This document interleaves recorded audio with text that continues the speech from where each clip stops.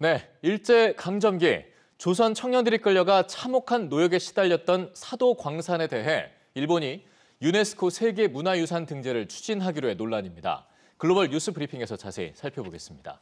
자, 길금 기자 어서 오시죠. 안녕하세요. 자, 일본의 이 사도광산 세계문화유산 추진 어디까지 지금 진행이 되고 있는 겁니까? 네, 일본에서 가장 오래된 사도광산은 태평양 전쟁 기간 무려 2,000명이 넘는 조선인들이 강제 동원돼서 가혹한 노역을 치른 곳이죠. 예. 당시 일이 너무 고돼서 광부들 대다수가 2년 이상 일을 못하고 이들의 평균 수명도 40살을 넘기지 못할 정도였다고 하는데요.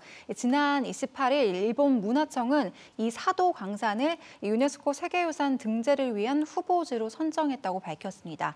우리 측 정부는 일단 일본의 결정에 매우 개탄스럽다면서 이 세계유산 등재를 즉각 철회할 것을 요구하고 있는 상황입니다. 네, 정말 개탄스러운데요. 이 관련해서 어제 추가로 기자회견이 열렸었죠. 일본의 입장 변화는 지금 없는 겁니까? 네, 그렇습니다. 어제 자리에서 일본은 유네스코 등재 실현이 무엇보다 중요하다면서 이 뜻을 굽히진 않았는데요. 예. 지난 2015년에도 비슷한 일이 있었죠. 이 조선인 징용 현장인 구남도가 포함된 이른바 이 메이지 산업혁명 유산이 세계 유산에 등재가 되면서 앞서 반발이 컸던 바 있는데요. 이 비판 여론을 달래기 위해서 당시 희생자를 기리는 전시 시설을 만들겠다는 일본은 아직까지도 약속을 지키지 않고 있습니다. 예. 일본 정부가 다음 달 1일까지 이 공식 추천 여부를 최종 결정할 방침인 가운데 어떤 결정이 내려질지 지켜봐야겠습니다. 네.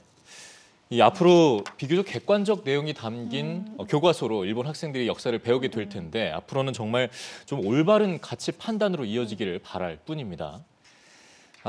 다음 얘기 들어보겠습니다. 중국 얘기인데요. 중국 학부모들 사이에서 지금 때 아닌 이민 열풍이 불고 있는데 왜죠?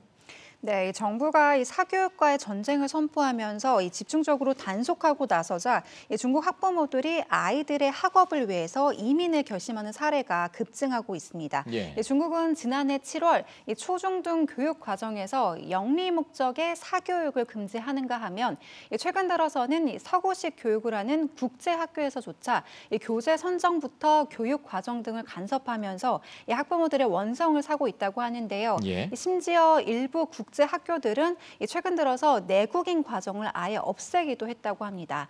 국제학교에 다니던 학생들이 중국 내 학교로 대거 전학을 가야 하는 사태까지 벌어지고 있다고 하는데요. 예. 이 학부모들의 불만이 커지면서 최근 들어 유럽이나 캐나다로의 이민 신청을 하는 사례가 중국 내에서 급증하고 있는 상황입니다. 예, 좀 지켜봐야 될 것 같고요.